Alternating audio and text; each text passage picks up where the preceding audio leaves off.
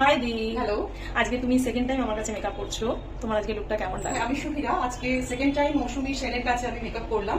Actually আমার কলকাতার সল্টলেকে একটা ইন্টারন্যাশনাল অ্যাওয়ার্ডি ফাংশন আছে, যেখানে আমাকে অ্যাওয়ার্ডি হিসেবে সিলেক্ট করা হয়েছে। তো আমি আমার সমস্ত পার্টিসিপেন্ট যারা আমার Cleopatra present face of West বেঙ্গলে পার্টিসিপেট করেছিল, তাদের 4 জনকে নিয়ে আমি একটা র্যাম্প ওয়ার্কের ওখানে প্লেসমেন্টও ওদেরকে দিয়েছি। তো খুবই সুন্দর একটা প্রোগ্রাম, যেখানে অনেক সাহিত্য চট্টোপাধ্যায়, ভাস্বর, এরা সবাই আসছে।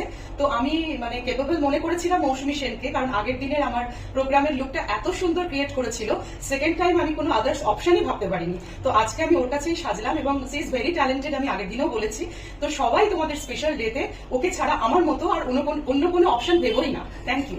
তুমি ফুললি স্যাটিসফাইড তো? একদম একদম। Thank you so much. আর সব থেকে থ্যাংক ইউ আগে বলবো আমি রাখি ঘোষকে, যে যে তোমাকে সাজেস্ট করেছে আমাকে নেওয়ার জন্য।